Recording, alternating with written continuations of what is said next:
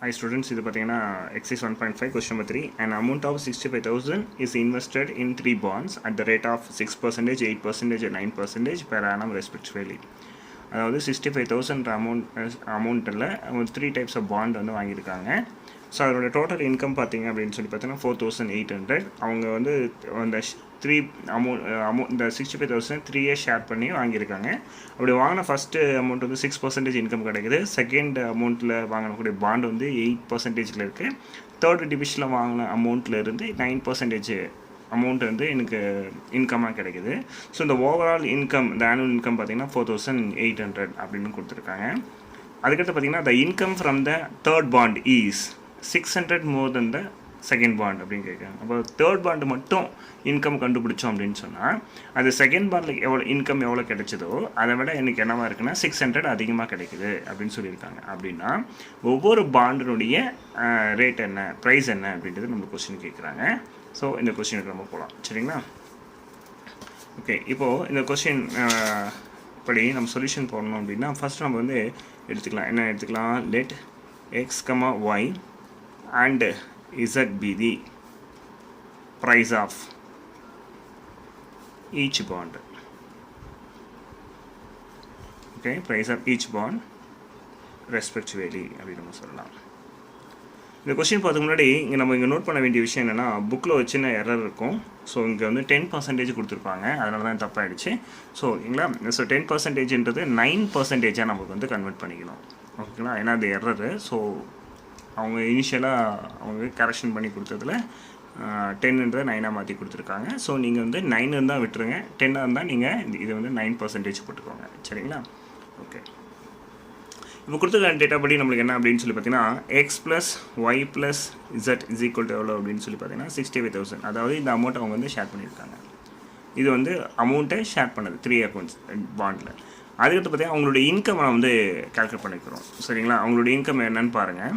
So எனக்கு 6% of X இல்லைங்களா? அப்போது 6% ஆஃப் எக்ஸு, அதுக்கடுத்து பார்த்தீங்கன்னா 8% ஆஃப் ஒய், அதுக்கடுத்து பார்த்தீங்கன்னா 9% ஆஃப் இசட்.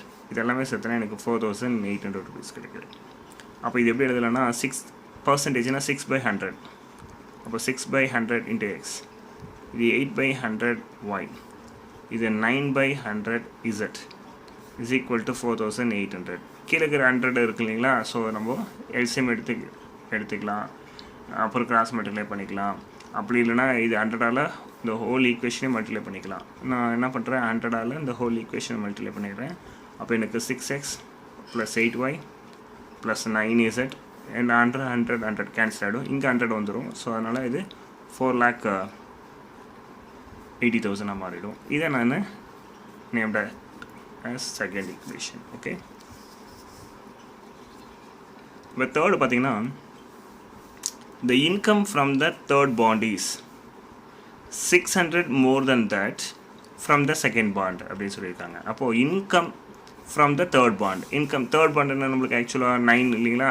தேர்ட் பாண்ட் அப்படின்னு சொல்லி பார்க்கும்போது எவ்வளோ இன்கம் தருதுன்னா 9% கரெக்ட் இருக்குமா? அப்போது 9% of z is equal to second bond எவ்வளோ நம்மளுக்கு 8% இல்லைங்களா? இப்போ 8% ஆஃப் ஒயை கம்பேர் பண்ணும்போது எனக்கு 600 எக்ஸஸாக இருக்குது. அப்போ இதை இந்த சைடு கொண்டு வந்தீங்கன்னா வச்சுக்கோங்களேன், இது 9/100 இசட்டு, இது இந்த சைடு கொண்டு வந்தீங்கன்னா மைனஸ் ஆகிடுமா?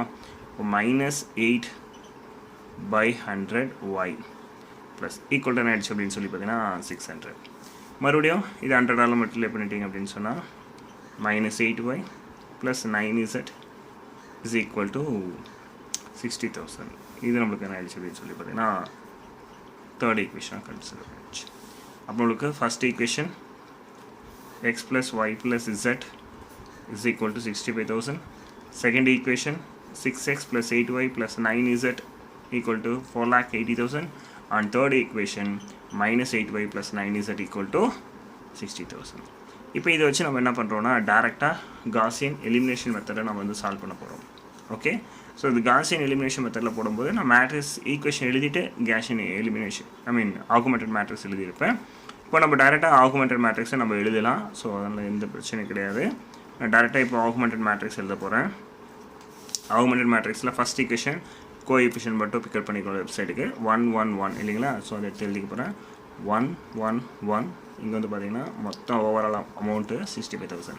செகண்ட் ஈக்குவேஷன் இங்கே இருக்குது 689. இப்போ 689 ஓகேங்களா. இது எவ்வளோ அப்படின்னு சொல்லி பார்த்தீங்கன்னா 4,80,000.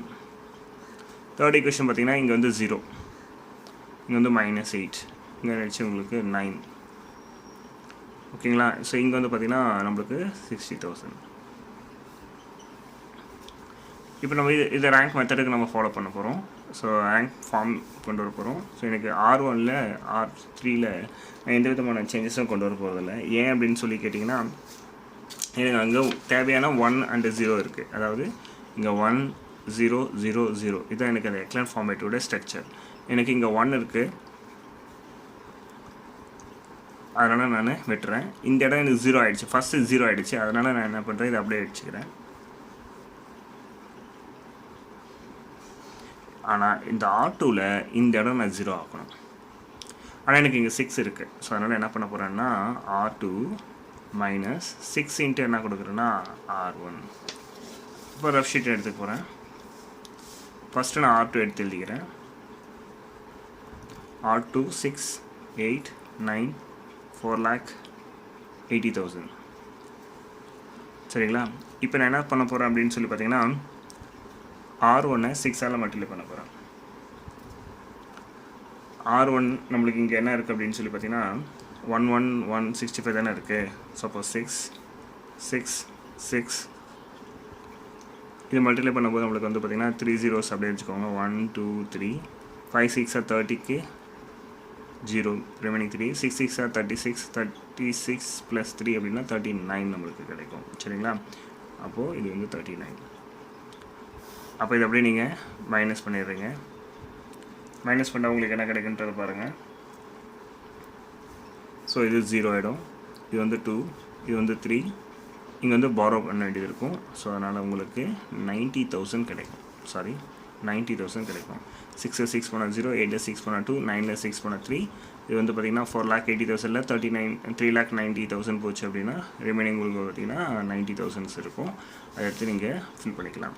அப்போ 0 இங்கே நடிச்சு 2 3 வந்து பார்த்திங்கன்னா 90,000. இப்போ அதுக்கடுத்து நம்மளுக்கு இங்கே இது எனக்கு பிரச்சனை கிடையாது. இப்போ இங்கே தான் பிரச்சனை இருக்குது. ஸோ அப்போ இந்த இடம் நான் வந்து 0 கொண்டு வரணும். அப்போ நான் என்ன பண்ண போகிறேன் அப்படின்னு சொல்லி பார்த்தீங்கன்னா R1 R2ல எனக்கு எந்த பிரச்சனையும் இல்லை. ஸோ R1 இது வந்து R2 இது வந்து R3. இப்போது 11165,000 0 2 3 90,000. R3ல என்ன பண்ண போகிறேன் அப்படின்னு சொன்னால் R3 எப்படி வச்சுக்க போகிறேன். ஆனால் R2-வை 4ஆல் மல்டிப்ளை பண்ணி ஆட் பண்ணிட்டு போகிறேன் சரிங்களா. ஓகே ஸோ இது எப்படின்னு பாருங்கள். ஃபஸ்ட்டு R3 எடுத்து எழுதிக்கிறேன். R3 பார்த்தீங்கன்னா 0 -8 இங்கே இருக்குது இல்லையா 960,000. இதை வந்து 4ஆல் மல்டிப்ளை பண்ண போகிறேன். இது R2ஆல் இது 4ஆல் மல்டிப்ளை பண்ணிங்கன்னா உங்களுக்கு இடம் 0, அதாவது 4 times of R2 0 8 இது என்ன ஆகிடுச்சு அப்படின்னு சொல்லி பார்த்தீங்கன்னா 12. இது 9 4s 36 இல்லைங்களா 36 உங்களுக்கு 4 zeros வந்துடும். இது அப்படியே ஆட் பண்ணுறேன். ஸோ ஆட் பண்ணலாம் சிம்பிள்ஸ் நம்ம வந்து இது பண்ணக்கூடாது, சேஞ்ச் பண்ணக்கூடாது. 0 ஆகிடும். இது வந்து 21.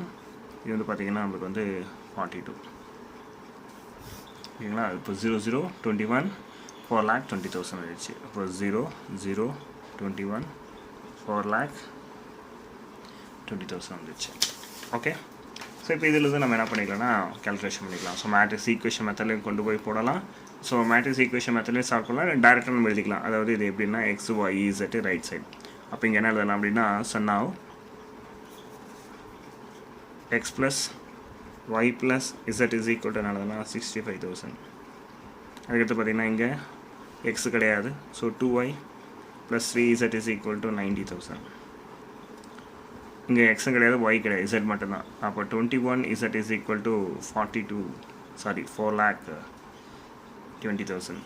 அப்போ z அப்படின்னு சொல்லி பார்த்தீங்கன்னா 4,20,000 by 21 இது வந்து 2 times வருமா. அப்போ z is equal to எனக்கு என்ன ஆயிடுச்சு அப்படின்னு சொல்லி பார்த்தீங்கன்னா 20,000 கிடச்சிச்சு. இந்த z is equal to 20,000 கொண்டு போய்ட்டு நம்ம வந்து சப்ஸ்டிட் பண்ண அது மற்றதில் சப்ஸ்டிட் பண்ணால் நம்மளுக்கு ஆன்சர் கிடச்சிரும். ஓகேங்களா? அப்போது செகண்ட் ஈக்குவேஷன் எடுத்துக்குவோம்.